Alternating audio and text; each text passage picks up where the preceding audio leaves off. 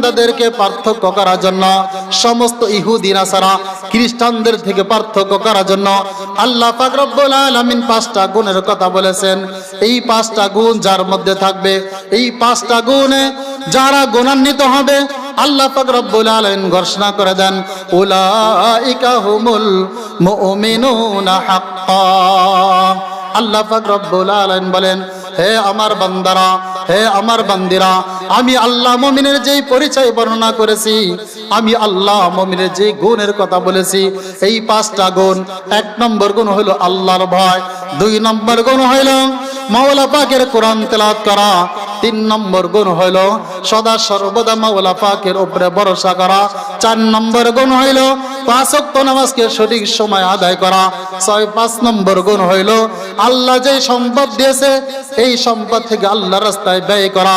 এই কয়টা গুণ যখন একজন মানুষের মধ্যে পাওয়া যাবে, আমার আল্লাহ রাব্বুল আলামিন এই ব্যক্তির সম্পর্কে ঘোষণা দিয়ে দিয়েছেন, উলাইকা হুমুল মুমিনুনা হাক্কা।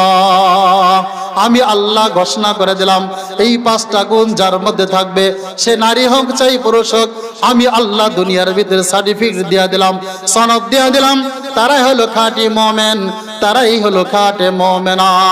ইন্নামাল মুমিনুনাল্লাযীনা ইযা যুকিরাল্লাহু ওয়াজিলাত কুলুবুহুম।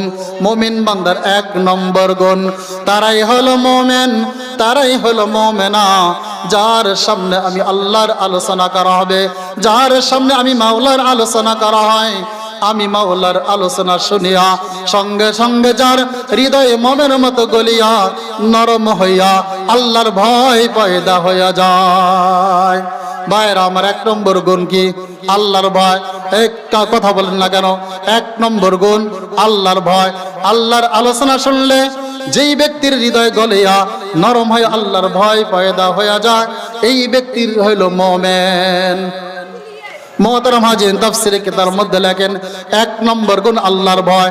1 নম্বর গুণে নামাজের কথা আনে নাই, 1 নম্বর গুণে রোজার কথা আনে নাই, যাকাতের কথা বলে নাই, নারীদেরকে পর্দায় রাখার কথা বলে নাই, মসজিদ মাদ্রাসা নির্মাণ করার কথা বলা হয় নাই, কোরআন তেলাওয়াতের কথা বলা হয় নাই। কেন? এই কথা ভালো করে বুঝতে হবে। আমার আল্লাহ পাক রব্বুল আলামিন বলতে চান, হে আমার বান্দারা, মুমিনের 1 নম্বর গুণ হলো আল্লাহর ভয়।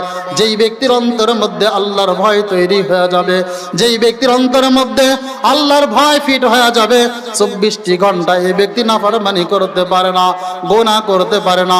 এই কারণে কিতাবের মধ্যে লিখছেন, আল্লাহকে ভয় করবে যারা সুদ ঘুষ খাইতে পারবে না তারা, আল্লাহকে ভয় করবে যারা নারী নির্যাতন করতে পারবে না তারা, আল্লাহকে ভয় করবে যারা পরের মাল আত্মসাৎ করবে না তারা, আল্লাহকে ভয় করবে যারা নারী ধর্ষণ করবে না তারা, আল্লাহকে ভয় করবে যারা জবরদখল করবে না তারা, আল্লাহকে ভয় করবে যারা গান বাজনা শুনবে না তারা, আল্লাহকে ভয় করবে যারা মদিয়া বা হিরোইন খাবে না তারা, আল্লাহকে ভয় করবে যারা মিথ্যা কথা বলবে না তারা, আল্লাহকে ভয় করবে যারা জবরদখল করবে না তারা। আমার আল্লাহ 1 নম্বর গুণের মাধ্যমে মুমিন বান্দার সব কিছু বলিয়া দিয়েছেন। আল্লাহর ভয় যদি পয়দা হয়ে যায়, এই ব্যক্তি নামাজ আদায় করবে, রোজাও আদায় করবে, যাকাত ফরজ হইলে যাকাত আদায় করবে, কোরআন তেলাওয়াত করবে, নারীদেরকে পর্দায় রাখবে, যদি তার ভিতরে আল্লাহর ভয় পয়দা হয়ে যায়। কথা ঠিক কিনা বলে? 1 নম্বর গুণ আল্লাহর ভয়। আল্লাহর ভয় চলে আসলে এই ব্যক্তি কোনো গুনাহ করতে পারবে না। 24টি ঘন্টা সে আল্লাহ পাকের স্মরণে, আল্লাহ পাকের জিকিরে মশগুল থাকবে, সে গুনাহ করতে পারবে না। মুহতারাম হাজিরিন, এই গুণ যদি আমার ভিতরে চলে আসে, আল্লাহর ভয় যদি আমার মধ্যে চলে আসে, তাহলে আমার দ্বারা আর কোনো গুনাহ প্রকাশ পাবে না, আমার দ্বারা কোনো মানুষ কষ্ট পাবে না, আমার দ্বারা, আমার জবান দ্বারা মিথ্যা কথা বের হবে না। সদা সর্বদা আল্লাহকে রাজি এবং খুশি করার জন্য সমস্ত আমল আমার থেকে প্রকাশ পাইতে থাকবে। কথা ঠিক কিনা বলে? মুহতারাম হাজিরিন, আপনাদের কাছে জানতে চাই, আমাদের সমাজে মাঝে মাঝে চুরি হয় কিনা বলে?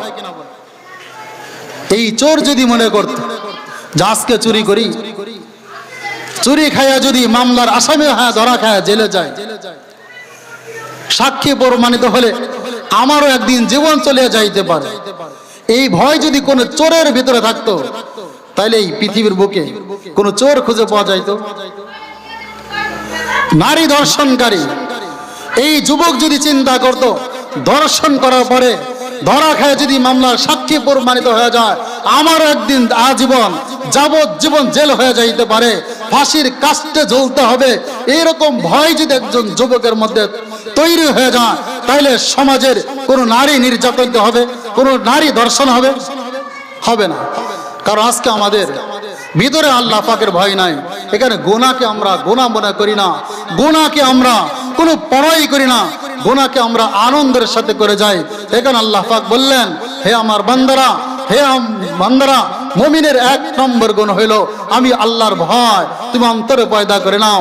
আর এই ভয় শব্দটাকে কোরআন এবং হাদিসের ভাষায় তাকওয়া বলা হয়। তাকওয়ার প্রধান 2টা অর্থ আছে।